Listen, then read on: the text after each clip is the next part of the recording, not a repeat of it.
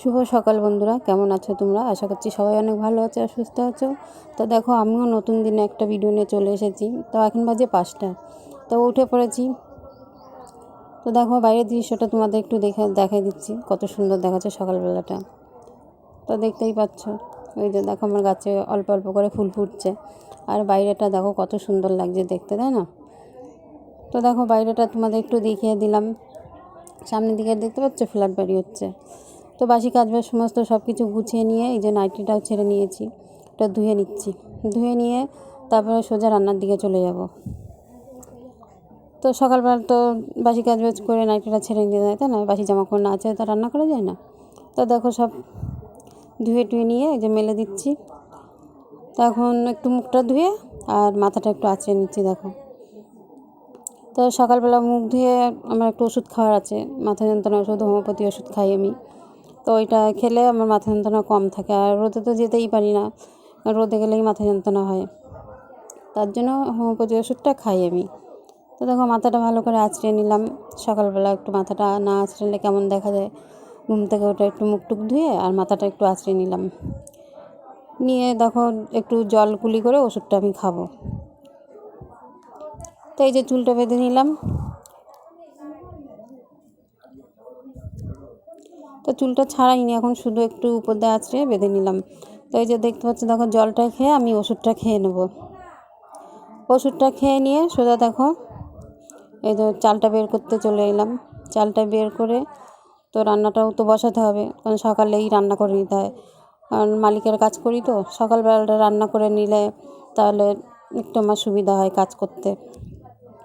তো সকালে তোমাদের দাদাভাই খেয়ে দিয়ে তো চলে যায়, তারপরে সব কাজ করবো, সব গুছিয়ে আর রান্নাটা তো হয়ে যায়, সমস্ত সব কিছু করে তারপরে আমি মালিকের কাজে বসি। তো চালটা দেখো 3 মুঠো চাল রেখে দিতে হয়, তো ওই যে আমি রেখে দিচ্ছি। এটা কি বলো তো, ছোটোবেলার থেকে দেখে এসেছি আমার মাকে করতে, আমিও সেটা করি। কারণ এটা করলে সংসারে অনেকটা ভালো হয়, সবার মুখে শুনেছি, বড়দের মুখে, তাই আমিও করি। তো চালটা ধুয়ে নেব, ধুয়ে ভাতটা বসিয়ে দেবো। ভাতটা বসিয়ে সমস্ত সবজিপাতিগুলো আমি এক এক করে সব কিছু কেটে গুছিয়ে নেব। এদিকে দেখো সয়াবিন রান্না করব, জলটা আমি গরম করতে দিয়েছি, সয়াবিনটা সেদ্ধ বসাবো। এদিকে ভাতটাও বসিয়ে দিয়েছি। সয়াবিনটা দেখো আমি সেদ্ধ করতে বসিয়ে দেবো। বসিয়ে দিয়ে এদিকে দেখো সব সবজিগুলো সব কিছু কেটে গুছিয়ে নেব। তা আজকে রান্না করব পুঁই শাক চচ্চড়ি করবো, 5 সব রকম মানে সবজি দিয়ে। আর এদিকে পটল ভাজা করব আর সয়াবিনের তরকারি করব। এই তো রান্না, এই করলে হয়ে যাবে। আর এই যে এইগুলো আজকে বাটবো না, সব কিছু এই ঘষে রান্না করব। এদিকে দেখো ভাতটা ফুটে এসেছে। তো দেখো ভাতটা একটু নাড়িয়ে দিলাম।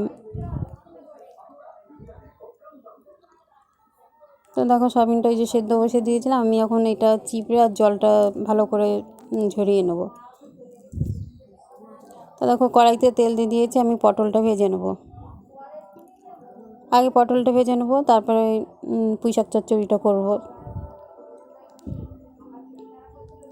তো পটল কী বলো তো, তরকারির থেকে পটল ভাজাটা আমার খেতে খুব ভালো লাগে, তার জন্য আমি ভাজাটাই বেশি করি। তো দেখো পটল ভাজাটা হয়ে গেল। আর এই যে দেখো পুঁই শাক চচ্চড়ির জন্য আমি কড়াইতে তেল দিয়ে দিয়েছি।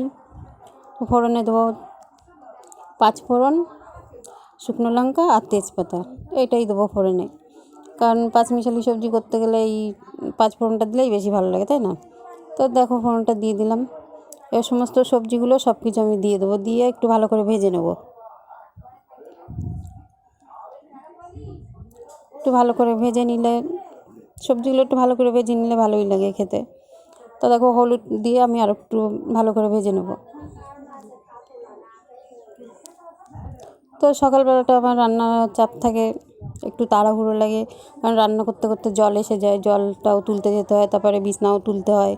সকালে তোমাদের দাদাভাই উঠে চা যায়, এই যে চা বসিয়ে দিয়েছি দেখো, একদিকে তরকারি হচ্ছে একদিকে চা হচ্ছে। তো এই তো দেখো তরকারিটা অর্ধেকটা হয়ে গেছে, এদিকে চাটাও আমার হয়ে এসেছে। এবার নামিয়ে নিয়ে তোমাদের দাদাভাইকে দিয়ে দেবো, আমি একটু খাবো।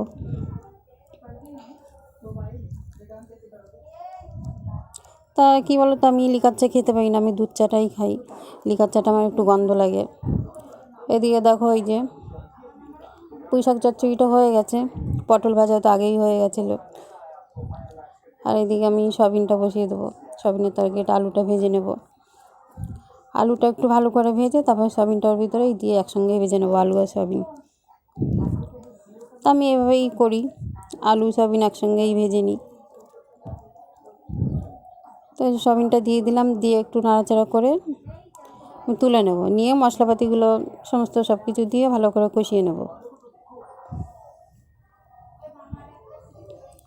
তো দেখো যে আলু সয়াবিনটা ভেজে তুলে নেব।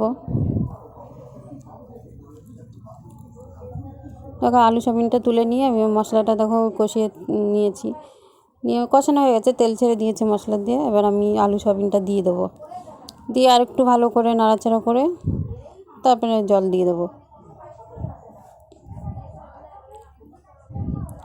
কারণ সয়াবিন তো খুব একটা ঝোল করলে ভালো লাগে না, একটু কষা কষাই করতে হয়, তাই না?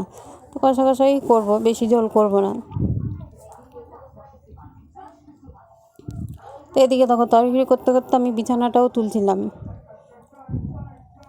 দেখো বিছানাটাও অগোছালো হয়ে আছে, তুলে পরিষ্কার করে নেবো। এদিকে তরকারিটাও দেখো হয়ে এসেছে। দেখো তরকারিটা খুব একটা ঝোল করিনি। এদিকে দেখো আমার বিছানাটাও গুছানো হয়ে গেছে। তো এই তো একা হাতেই সব কিছু করতে করতে অভ্যাস হয়ে গেছে, তাই না? তো এদিকে সব কাজ বাজ সেরে আমি কাজে বসবো, মালিকের কাজে। তাই ভিডিওটা আমি খুব বেশি বড় করছি না, আজকে এখানেই শেষ করছি। তো আমার ভিডিও যদি তোমাদের ভালো লাগে তাহলে লাইক কমেন্ট তোমরা সবাই করো, আর যদি খুব বেশি ভালো লাগে তাহলে আমার চ্যানেলটিকে সাবস্ক্রাইব করে দিও। সবাই খুব ভালো থেকো, সুস্থ থেকো, আজকের মতন টাটা।